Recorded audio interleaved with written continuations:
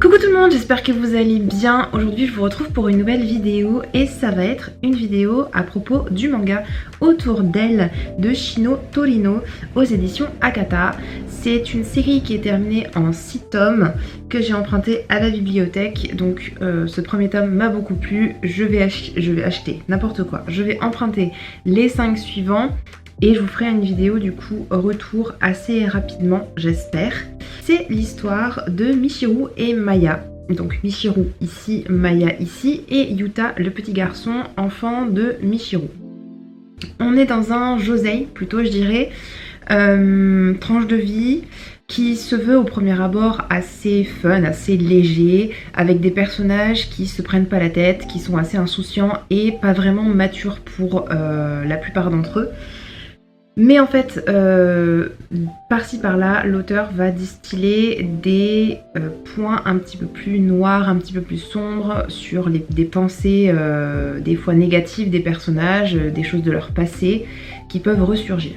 De quoi ça parle? C'est l'histoire de Michiru, une jeune femme qui a eu un enfant qui s'appelle Yuta, avec un homme qui est décédé. Elle vit en colocation avec Maya, donc une femme qu'elle connaît depuis assez longtemps. Elles étaient déjà colocataires quand elles étaient à la fac. Et 5 ans plus tard, du coup, elles se retrouvent et elles décident de se remettre en colocation ensemble. On sent en fait que toutes les deux ont une certaine attirance l'une pour l'autre. En tout cas, elles n'étaient pas seulement en colocation lorsqu'elles étaient jeunes, il y avait beaucoup plus. Mais Michiru, elle avait ce côté un petit peu insaisissable et ce côté où elle allait voir à droite à gauche. C'était pas du coup une relation très claire, très nette.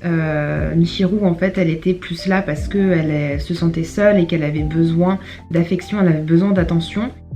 Mais c'était pas une relation sérieuse avec Maya.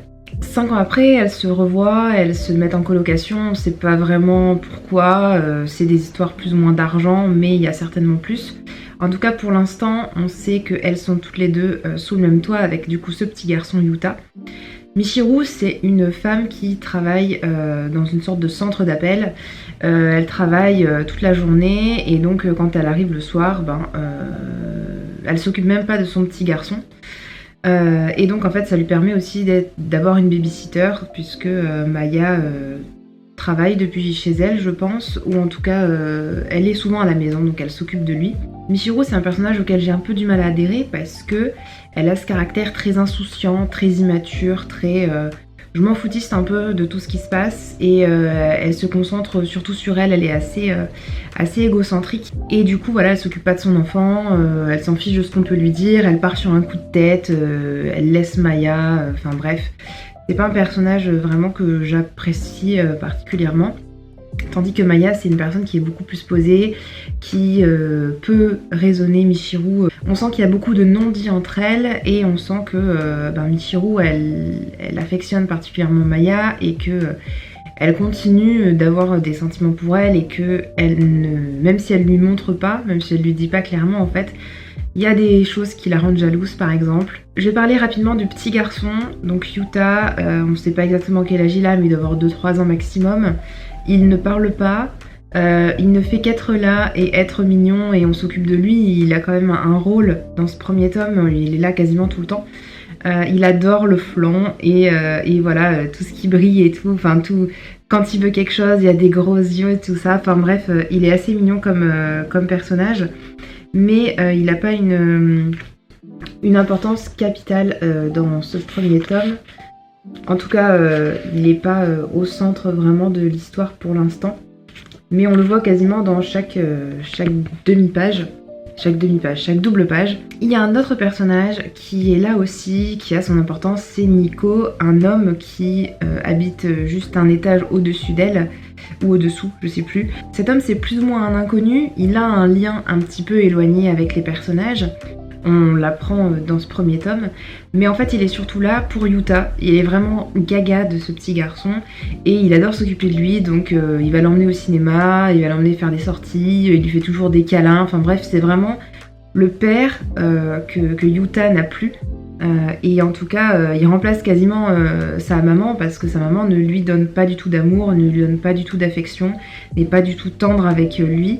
Et c'est pour ça aussi que j'ai un peu du mal avec Michiro. Sur fond d'histoire assez mignonne, marrante, avec des personnages qui sont plutôt je m'en foutistes, enfin un peu immatures, où ils partent sur un coup de tête, où ils font des choses, et puis après ils regrettent, et puis ils reviennent, et puis ils repartent, etc.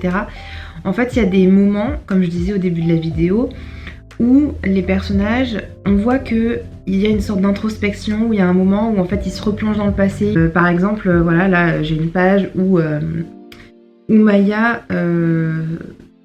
En fait, il y a une petite voix intérieure qui lui dit t'as pas besoin d'aide, t'es forte, faut que tu te débrouilles toute seule. En fait, là c'est écrit t'entraîneras la personne dans ta chute si tu lui parles de tes problèmes, etc. Il y a des moments comme ça qui sont beaucoup plus lourds, beaucoup plus denses et qui font que tous les petits moments où on va se balader au ciné avec le petit garçon.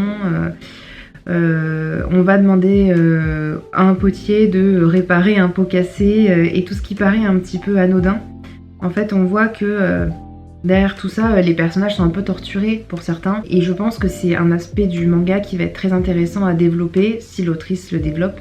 En tout cas, dans ce premier tome, on a juste des tout petits passages de 2-3 pages maximum à chaque fois qui nous dépeignent pour qu'on commence en fait à mettre le petit orteil dans une sorte d'engrenage. En tout cas, j'espère que l'autrice va vraiment continuer dans cette voie-là et nous proposer en fait de vraiment rentrer dans l'intimité des personnages et leurs sentiments, leurs émotions. C'était un premier tome que j'ai beaucoup apprécié.